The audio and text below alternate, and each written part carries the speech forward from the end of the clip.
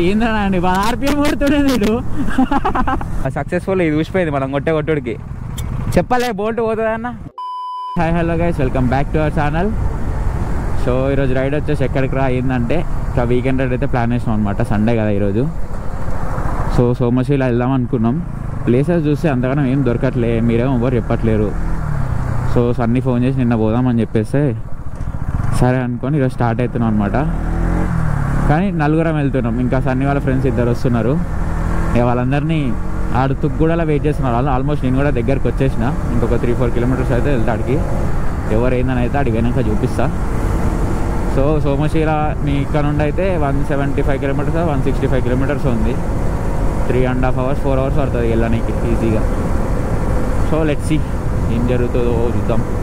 మళ్ళీ చాలా రోజుల తర్వాత అయితే షార్ట్ రైడ్ వెళ్తున్నాం. అట్లా అట్లా అట్లా అట్లా పెంచుకోవాలి బైక్స్. ఫస్ట్ ఒక్కరిని, తర్వాతకి 2, తర్వాతకి 4 ఈరోజు. సో వీళ్ళు ఈయన తుగ్గూడలా వెయిట్ చేస్తున్నా అని చెప్పారు. ఈ బ్రిడ్జ్ కిందనే ఉంటా అని చెప్పారు. ఏడున్నారు వీళ్ళు మరి? ఇంకెనకకున్నారా ఏందో తెలియదు. ఫోన్ చేద్దాం ఇక్కడ ఆగి మనం. అట్లనే ముందర పోయినా అనుకో వీళ్ళు వెనకాల ఆగుతారు. అదే ట్విస్ట్. ఫోన్ వస్తూనే ఉంది.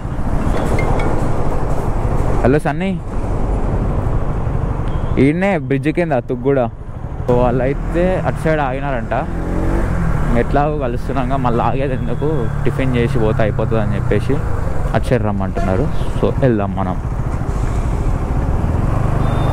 అది కూడా కరెక్ట్ పాయింటే. మళ్ళీ ఇప్పుడు ఆగి మళ్ళీ కొంచెం ముందర పోయిన తర్వాత మళ్ళీ ఆకలి అయితే మళ్ళీ టిఫిన్ చేయాలి. అది ఎప్పుడే స్టార్ట్ అయితే డైరెక్ట్ అడిగే కొట్టేయచ్చు. Hi bro. హాయ్. నేను ఈడంగానే పోయినా చూడలేదా? ఈడిగాడ ఫోన్ తీసాను, నువ్వు ఫోన్ చేస్తున్నావు. సో రైట్, ఇప్పుడే ఇక్కడైతే టిఫిన్ చేసి అయితే స్టార్ట్ అయిపోతున్నాం. ఒక 250 డామినార్ 250 390. సో రైట్, ఇంకా స్టార్ట్ అయిపోతున్నాం. ఇడికెళ్ళి అయితే ఎగ్జాక్ట్ 175 కిలోమీటర్స్ ఉంది ఇక్కడ నుండి. మనకెట్టు లేదన్నా 3.5 hours పడుతుంది. లేదా లేదా నెక్స్ట్ బంక్ ఏడుందన్న? బంక్ ఏడుంది ముందు? No fuel. ఇదేం దరిద్రం రా బాబు. ఎప్పుడు అట్లా పెట్రోల్ అయినప్పుడే పెట్రోల్ బంకులు దొరకవు, పెట్రోల్ ఉండవు బంకులల్లో. ఓహో ఏంది సంసారం. ఎప్పుడు రైడ్ పోయినా ఇట్లనే కనిపిస్తాయి నాకు. ఎందుకో ఏం అర్థమే కాదు అసలుకి. ఫస్ట్ రోజే మళ్ళా ఫుల్ టైం కన్నా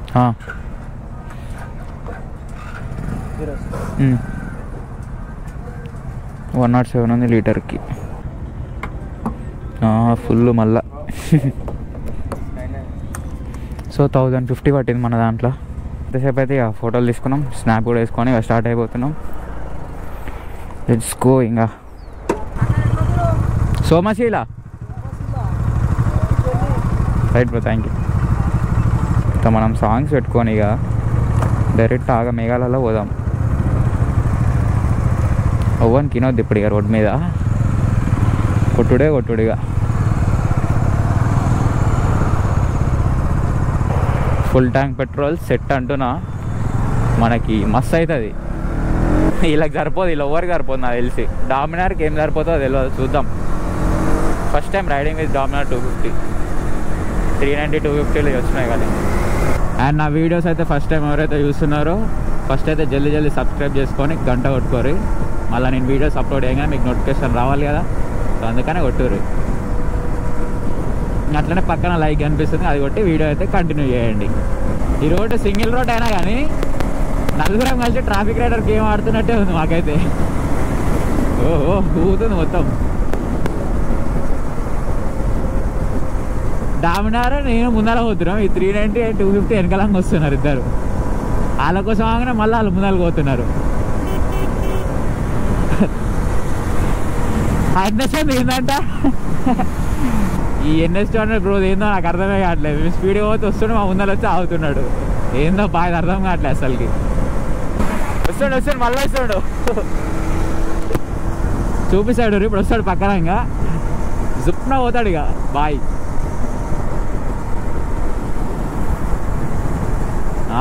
బాయ్. Okay bye. ఏమొస్తలే మాతో.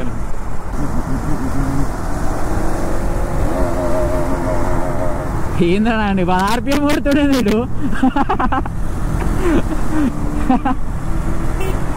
పూరా బాబు ఊర్రా నువ్వు ఇంత టాలెంట్ ఎలా ఉన్నావు. నీకేం పేరు పెట్టలేను బ్రో నేను. ఇంకా బాగా వెనకాలండి ఇక మా ముందాలు రాక మళ్ళా.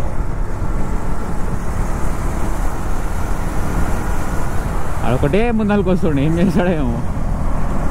నీ బాధ ఏందో నాకు అర్థం కావట్లేదు ఆయన. ఫోన్ అన్న వాళ్ళు కూడా వెనకాలని ఉండు, ఎందుకు వస్తున్నావు అర్థం కావట్లేదు. ఏం చేసినా ప్రొఫెషనల్ చేస్తున్నావు కూడా బాగుంది. అది మంచిగా హెల్మెట్ పెట్టుకున్నావు, గ్లౌజ్ వేసుకున్నావు, ఓకే యాక్సెప్టెడ్, క్యారీ ఆన్.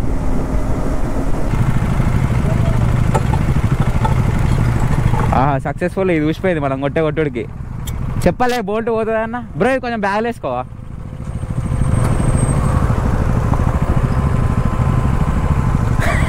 చెప్పిన ఊసిపోతుంది అని చెప్పిన ఊసిపోయింది.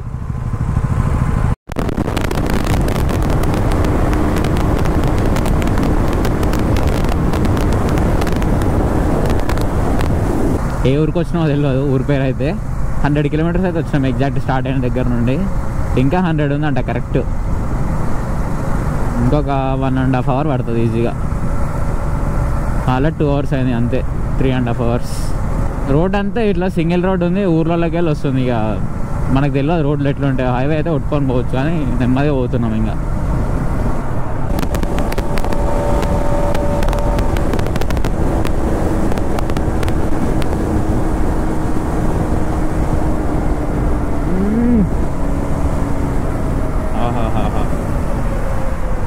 మామ కొట్టుకొచ్చినాం ఇప్పుడు మాత్రం. సో ఇప్పుడు మన బండి గురించి మాట్లాడుకుందాం. మ్యాటర్కి వస్తే ఏందిరా అంటే, నా బైక్ వచ్చేసి అయితే ఇప్పటికీ 40,000 కిలోమీటర్స్ అయితే కంప్లీట్ అయిందనమాట. అండ్ ఇప్పటి వరకు నేను వచ్చేసి ఒక 10 సర్వీసెస్ చేయించుంటా, జనరల్ సర్వీసెస్. అండ్ ఇంకా ప్రాబ్లమ్స్ వచ్చేసి అయితే అంతగానో ఏం రాలేదు. జస్ట్ ఒకసారి కూలెంట్ ఆయిల్ గ్యాస్ కిట్స్ అయినాయి అంతే. మళ్ళీ ఈ హ్యాండిల్ కోన్ కిట్ వేయించిన స్పేర్ పార్ట్స్ అంటే. మళ్ళీ ఒకటి బ్యాటరీ రెగ్యులేటర్ ఏదో పోతే అది ఒకసారి వేయించిన. ఇంకా చైన్ స్ప్రాకెట్ ఒక 3rd టైం ఇది బండితో వచ్చింది కాక 2 టైమ్స్ వేయించిన అంతే. ఇంకేం మార్పలేదు. ఇంక టైర్స్ ఒకసారి వేయించిన, ముందలది ఒకటి వెనకలది ఒకటి అంతే. వెనక టైర్ వచ్చేసి 25,000 కిలోమీటర్స్ దాటింది అప్పుడే. 16,000 ఉన్నప్పుడు మార్పించిన కరెక్ట్ ఎగ్జాక్ట్. ఇప్పుడు 41,000 ఉంది. ఫ్రంట్ అయితే 10,000 కిలోమీటర్స్ దాటింది. సో అంతే అనమాట. ఇంకా నేను బండి చేయించిందంటే ఇంకా మేజర్కి వస్తే ఏంద్రా అంటే పెట్రోల్ దగ్గర అది అమ్మ 1,00,000 రూపాయలు దాటింది నాకు తెలిసి అయితే. ఎందుకంటే చూసుకోరు మీరు, యావరేజ్ 40,000 డివైడెడ్ బై 35 వేసుకోరు యావరేజ్ మైలేజ్. వచ్చిందంతా ఇంటూ 105 వేసుకోరు ఇంకా లీటర్ పెట్రోల్ ప్రైస్. అది ఖర్చు అయిన పెట్రోల్ పైసలు దీనికి ఇప్పటి వరకు బండి ఉన్న కానండి. అండ్ మళ్ళీ నెక్స్ట్ రేపు 2025 మే వస్తే 4 years కంప్లీట్ అవుతుంది తీసుకొని. 2021 మేలో తీసుకున్నా BS6. ఇంత మంచిగా ఉంది బండి. ఇంతవరకు ఏ రోజు నాకు రోడ్ మీద ఏ ప్రాబ్లం తెప్పలేదు ఇంతో.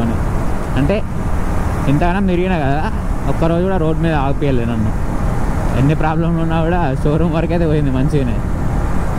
సో అదనమాట నా బండి గురించి చెప్పాలనుకుంటే. చాలామంది అడుగుతారు సర్వీస్లు ఎప్పుడెప్పుడు చేపిస్తావు అని. అంటే ఇంకా ఎగ్జాక్ట్ 5,000 కిలోమీటర్స్ వరకు అయితే తిప్పుతాను నేను. తర్వాత ఎప్పుడు వీలుంటే అప్పుడు చేపిస్తాను.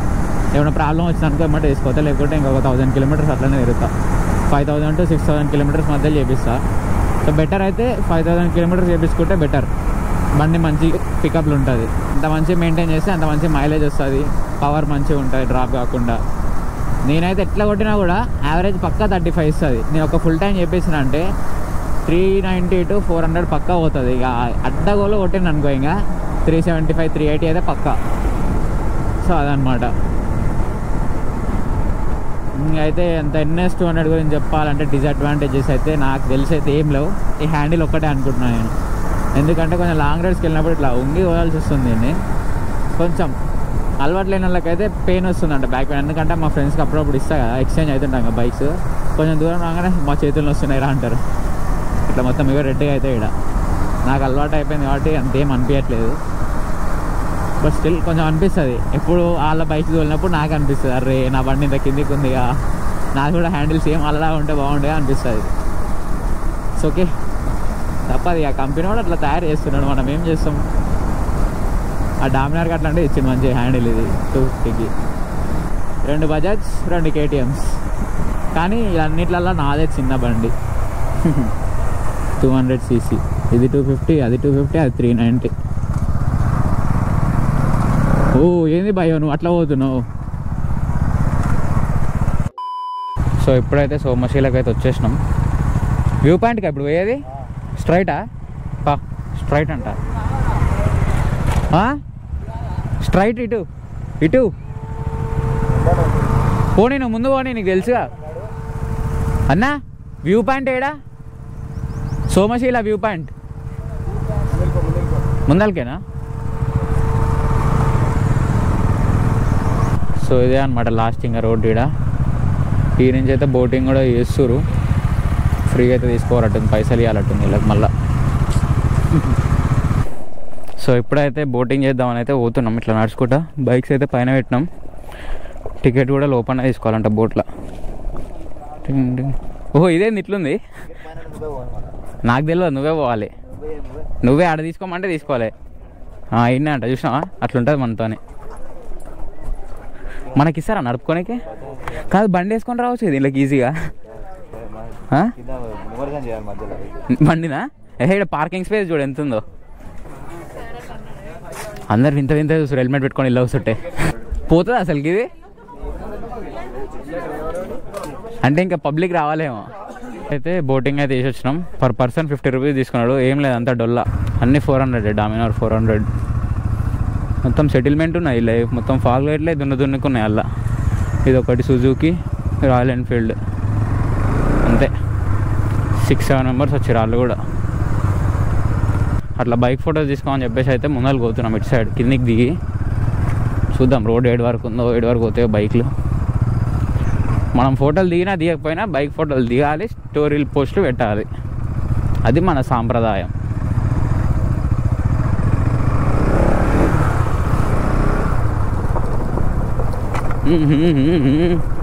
A few moments later. So ఇప్పుడే మన చేతికైతే డామినార్ 250 ఎక్స్చేంజ్ అయిపోయింది. చూద్దాం దీన్ని ఎట్లుందో ఏందో. ఫస్ట్ టైం నడపడం అయితే 400 నడిపినా 250 నడపలే. సేమ్ నా బండి తోలుతున్నట్టే ఉంది, కాకపోతే హ్యాండిల్ ఒక్క చేంజ్ అంతే. సౌండ్ అయితే స్టార్ట్ చేసే సూపర్ బైక్ వచ్చినట్టే వస్తుంది, same as it is. Loud లేదు అంతే తప్ప. ఎందుకు ఒక్క సైడ్ గుంజుకోతున్నట్టు అనిపిస్తుంది బండి.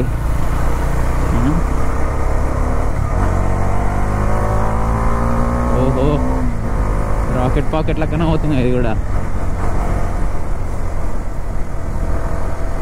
కానీ ఆర్పిఎం రైజ్ కావట్లే ఎందుకో జల్దీ.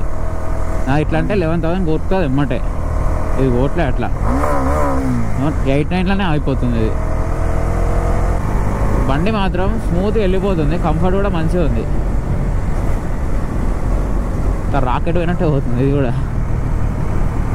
కానీ ఇది ఒక్కటే ప్రాబ్లం, ఎందుకో ఇట్లా గుంజుకోపోతుంది బండి అటు ఇటు. హ్యాండిల్ ప్రాబ్లం వలన అర్థం కావట్లేదు. బెండ్ ఉందంటే ఇది కొంచెం, సో అదే ప్రాబ్లం అనుకుంటున్నా తెలిసి. అట్లా పంపినప్పుడు గుంజుకోపోతుంది మంచి సైడ్. సో ఇంకోటి కూడా ఎప్పుడో మర్చిపోయినా, ఎన్ఎస్కి డ్యూక్కి స్పీడోమీటర్ కొంచెం తేడా ఉంటుంది. అంటే మాది తప్పు ఉందా ఎవరు కరెక్ట్ ఉందో తెలియదు, మొత్తానికైతే తప్పు అవుతున్నది ఏదో. సో నాది డ్యూక్ది అయితే ఒక 3-4 స్పీడ్ డిఫరెన్స్ ఉంటుంది. సో ఇప్పుడే డ్యూక్ 250కి ఈ డామినార్ 250 చూసినాం. నా 70 చూపిస్తే అది 64 చూపిస్తుంది ఇలా. సో ఇప్పుడు డామినార్ 250కి డ్యూక్ 250కి చెక్ చేస్తే దీంట్లో 70 పోతే దాంట్లో 64-63 పోతుంది. ఇప్పుడు డ్యూక్ 250కి నా బండి చూస్తాం పోయి, దాంట్లో ఎంత డిఫరెన్స్ వస్తుందో చూడాలి. ఈ బజాజ్ అంతా అంతే కట్టుంది, ఎన్ఎస్ ఒక్కటే అనుకున్నా నేను. అన్ని డిఫరెన్స్ ఉన్నట్టున్నాయి బజాజ్లో. Speedometer crime in the corner always for Bajaj. అచ్చా చెప్పిన ఈ బజాజ్ వాళ్ళు చిన్న చిన్న మిస్టేక్స్ అన్ని ఇట్లా బయట పెట్టేస్తారు, ఇట్లా గంగలా కలిపేస్తారు తీసుకోవాలి. సో ఇప్పుడు దీనికి దానికి చూస్తున్నా, దీంట్లో 77 ఉందిగా, దాంట్లో 72 చూపిస్తుంది 390లా. 142, 143. ఇందాక మంచిగా తినేసరికి నిద్ర వస్తుంది. ఒక 2 జొన్న రొట్టెలు, చికెన్తో పెరుగు ఆయన ఇక్కడ పోతుంటే నిద్ర వస్తుంది ఇక సాంగ్స్ కూడా పోతుంటే. ఏమైంది ఇలా కోసం ఆగిరంట, నేనేం వీడియోలు తీసుకుంటూ వస్తున్నా. ఇక భావిస్తా గోస్ట్ మోడ్ యాక్టివేట్ అయింది. ఒక్కొక్కరు గిట్టలేడు కొట్టుకొని పోతూనే ఉన్నాం. ఒక్కసారి అది యాక్టివేట్ అయిందంటే ఇక ఇంటికి పోయేదానికి ఆగదు. ఇక ఇంతసేపు నెమ్మది వచ్చినాం. ఎప్పుడైతే రోడ్డు మళ్ళీనామో ఇంకో రోడ్లోకి వచ్చినాం, ఆ నుంచి కొట్టుకొని పోతూనే ఉన్నాం ఇంకా.